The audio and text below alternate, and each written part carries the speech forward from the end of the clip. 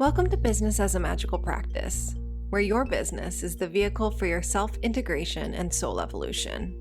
My name is Sam Garcia, and I'm the founder of Dirty Alchemy Digital Marketing. And I'll be guiding you through how you can use your business as a spiritual practice and what magical businesses are doing to hit their goals and change the world. Together, we'll be relating the mystical to the world of business so that our work can unite spirit and matter, shadow and light, conscious and unconscious. Let's dive in.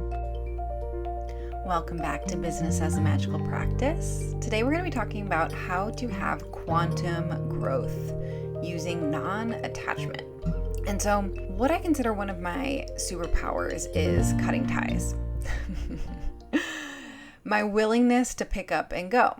And the story of me coming to Maui was a year or two after, directly out of college, actually. I refused to get a real, quote unquote, real job because I didn't want to put down roots. I was born in Michigan. I grew up in Michigan, and I knew I wanted to live somewhere else. And I didn't know where that was. I didn't know any of the details. I didn't know what was going to happen. So I just did freelance marketing directly out of college and worked from my laptop. And about a year later, I was in the turmoil of lack of clarity. And a year later, I had been working on a project with someone to digitize an in-person retreat to make it into an online course. And the person who I was working with on this asked me, Samantha, where do you see yourself in 5 years? And this person lived in Hawaii. And so I made a joke with them, like, haha, you mean after I moved to Hawaii? And she came back like, oh my gosh, I can't believe you said that. I wanted to invite you to come stay with me and cook dinner for my family in exchange for a free room in Hawaii. And 10 days later, I was there. I moved there. So I broke up with my boyfriend at the time. I pretty much quit and ended any work I was doing locally in Michigan so that I could come and just pick up and go to Maui.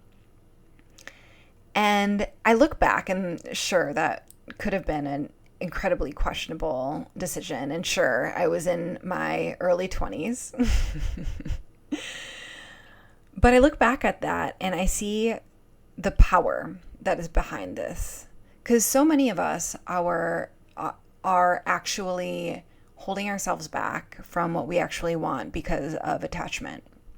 Maybe it's a relationship that in our heart of hearts we know that we shouldn't be in. And I'm not talking about us just leaving in a relationship because we don't want to deal with our problems, but that you're settling, or you're living in a place that you don't really love, or you are in a town that you don't like, or you have a car you don't like, or you have a relationship with whatever.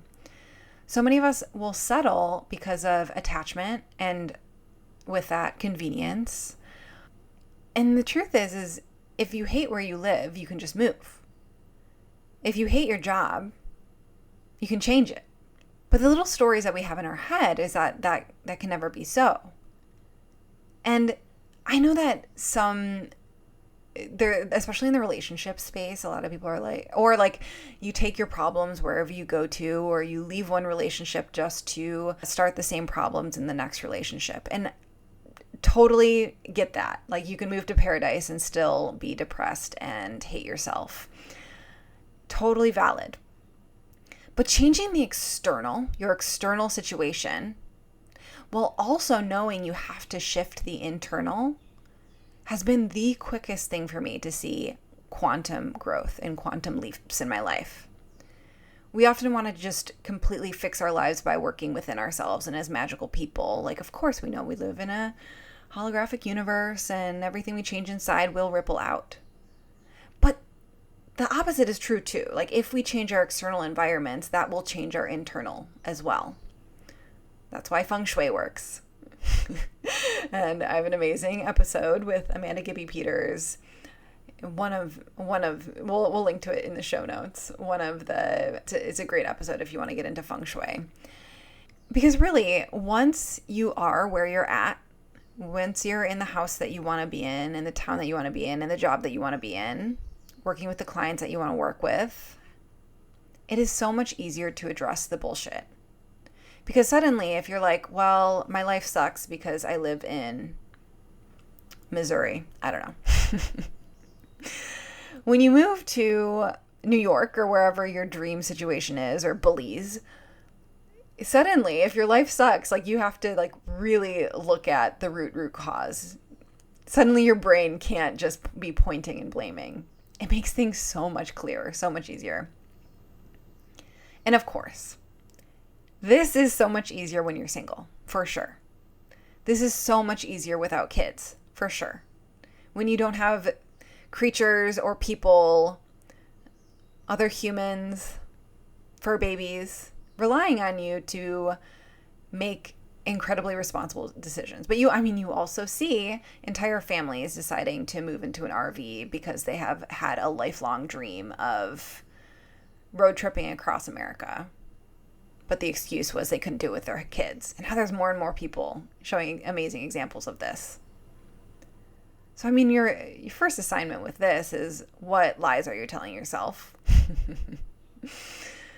What excuses are you using to not actually have what you want? And before that, the important question is, what do you actually want? In your heart of hearts, dream situation, fairy godmother wand touching you, what do you actually want? And a fun assignment with this is actually pricing out what you want. Because usually our dream life is cheaper than we think, but we have no idea. Like, oh, I want to have weekly massages, and I want to live in Southern California, and I want to drive this car, and I want to work with this person. But we have no idea how much it costs.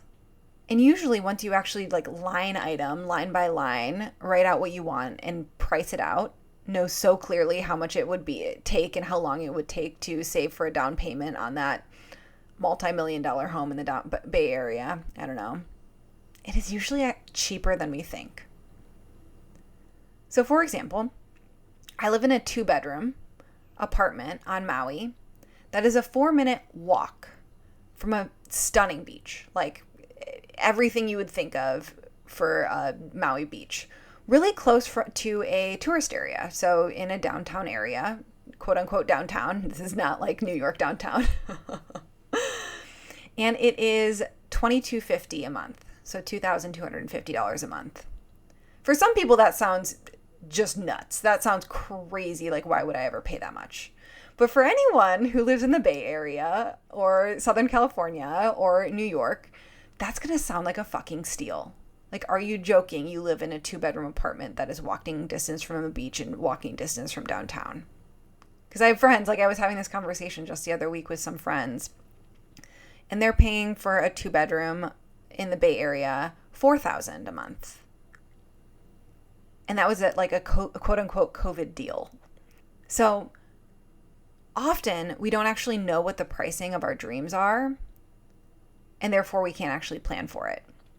And then even me and my husband have had really bizarre housing situations of I don't even understand. At one point we were getting free rent because my husband was rehabilitating a farm, and we were living in the Ohana, the guest house essentially of a place on Maui, or $500 a month because of weird living situations and weird reasons. So there's also the fact that you're a magical person and miracles can come in. And perfect opportunities that you don't expect if you kind of let go of this is how things are. So your assignment for this week is, let's return back to the actual topic of this, is what are you actually attached to? What are you actually attached to that is not serving you, you don't actually want, and how is that holding you back from what you really want? And what do you really want? What do you really want? What do you really want? What do you really want? Spend time with your journal and asking yourself that. And then once you know what you really want, line item, price it out from miraculous to full price. An example here is I remember writing out when I was a 22-year-old little baby. A roommate at the time had given me a copy of Ramit Sethi's I Will Teach You to Be Rich, which is like such a scammy title, but it's actually an excellent personal finance book.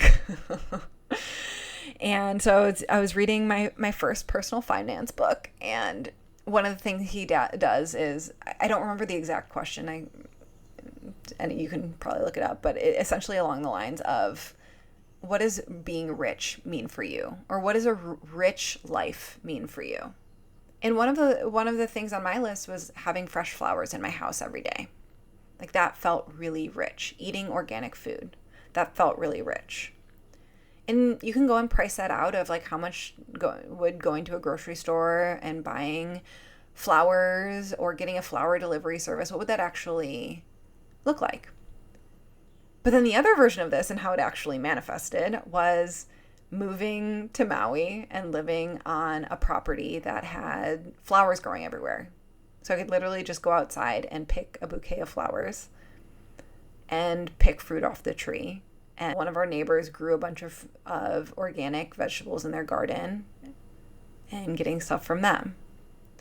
So beyond just the line items and identifying what you want, listing it all out, for some things, get creative and actually open up to how can things actually come to you.